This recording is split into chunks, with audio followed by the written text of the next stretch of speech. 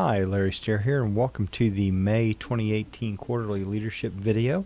And we're going to take this video, rather than the one gigantic block, we're going to try to pare it down to a little more view from home friendly format. So we're going to do probably about 3 parts to this video, and so let's get to it, shall we? And so the first thing that we kind of always look at is an agenda. And so this video is going to cover the normal kind of things that are in the welcome pack. We're going to kind of go over that because you've already received your welcome pack, ministry sheets and those kind of things. We're going to look forward to some curriculum things. We're going to talk about the health of our organization, tips and tech, and then obviously Q&As. We won't do much Q&A for the video, but just to kind of recap everything. Our mission at First Baptist, we always start with this, is at First Baptist we seek to equip believers to follow Christ, to engage the world so that people may know Christ. And that is a great mission statement, and that's our vision for what we want to try to accomplish as a church, what Jared is leading us to. And our part in that is Biblical Community Sunday School groups is to greater equip our people for ministry through biblical communities and Sunday school groups being our primary mechanism of discipleship and relational connection. And so those are very, very important as we think about our mission and as we move forward in what we're trying to accomplish here at First Baptist. And so let's talk about our ministry status, shall we?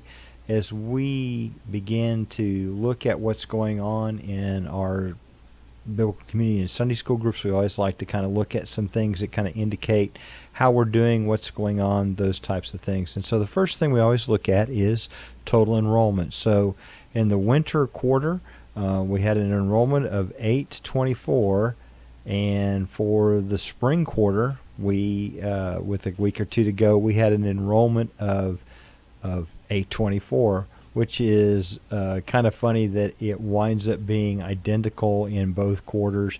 And so I don't know that we'll ever see that again, but it's just an interesting statistical kind of anomaly. So obviously nothing up, nothing down, just kind of flat, even though we continue to enroll new people and people continue to for one reason or another, leave our groups. And so weekly average attendance for the winter quarter was 324, and so for the spring quarter we had 351. So up, that's good.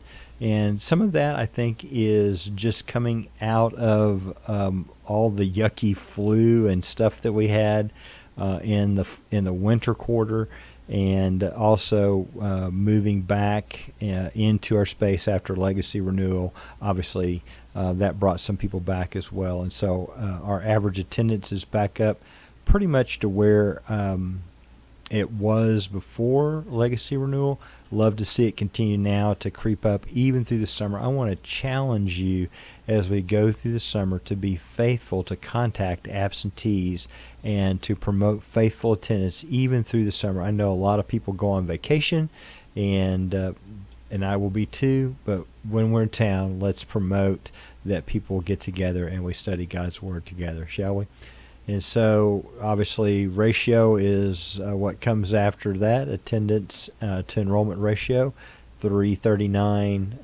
So we're back up to where we were before legacy renewal again with a 0.43 ratio. And so pleased to see that we're, after all of the shuffling we've done and everything that's gone on, and moving to the gym, moving back from the gym, shuffling a whole bunch of rooms to get in this building, and then moving people to new classrooms, that we're returning kind of back to where we were before all that process started.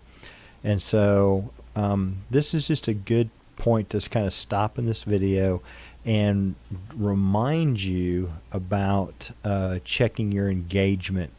You know, just the raw numbers tell us a lot of just, are we gaining and those sort of things, but how are we doing on discipling people, getting people involved? And so that's this engagement. And so as we measure engagement, it's the number of people who have attended 2 or more Sundays out of the past 4, the number of group members who are teaching and leading in Bible study elsewhere, what's your total enrollment number, and then you take attenders plus serving divided by enrollment, and that gives you an engagement ratio. And so remember, it's attenders, and so we look at those people that have the 2 to 4, 2 or more per Sunday for the month. Those are people who are faithful attenders. The number of people that are engaged in Bible somewhere else, those are the people who are serving. You count every one of those. So like if someone's teaching out of your class in preschool, that is helping accomplish our discipleship goal of getting people involved in leadership. And then you look at your enrollment. The easiest way to calculate your enrollment is take your roll sheet, add to the total, and you're done.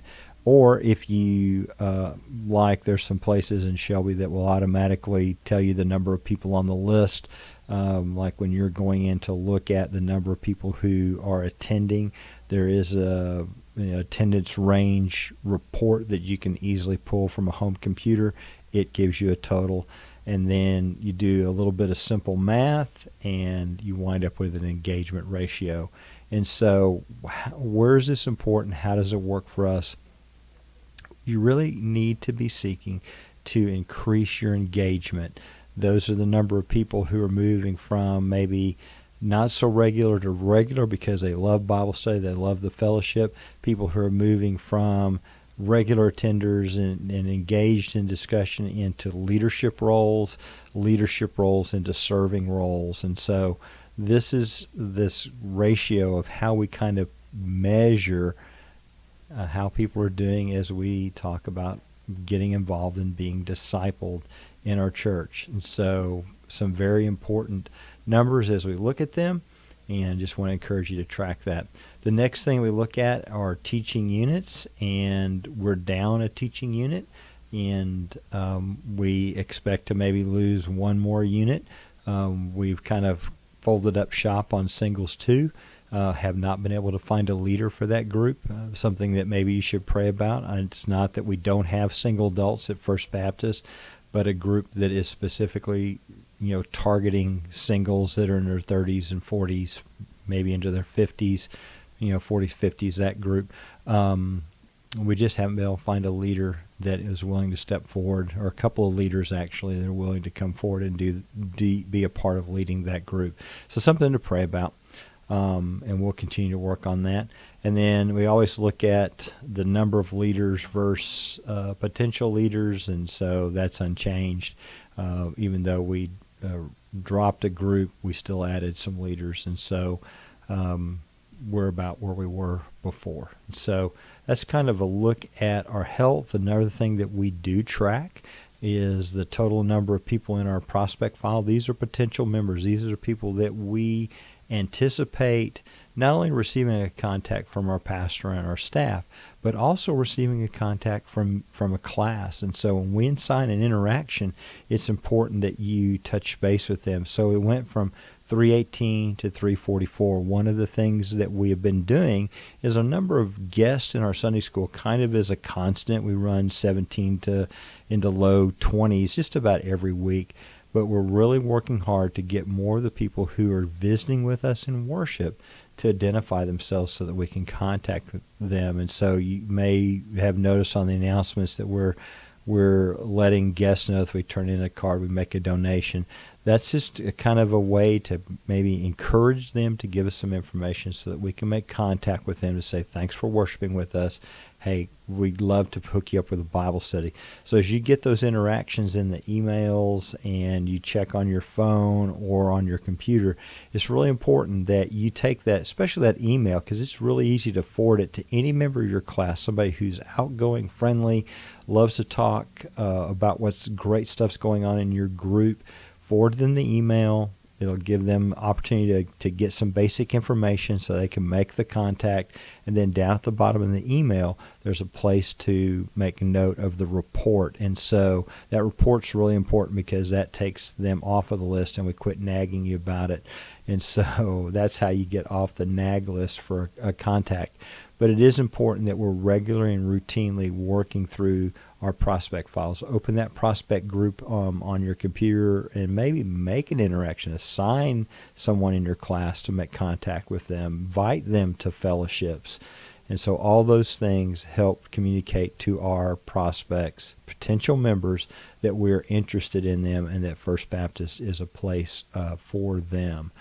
And so that's just kind of a quick walkthrough of some of our health things. We're going to stop the video now and we'll come back and we're going to talk about places that and how we can kind of be moving forward as we continue to talk about curriculum and literature at First Baptist. So let me stop the video, come back, and we'll record part 2.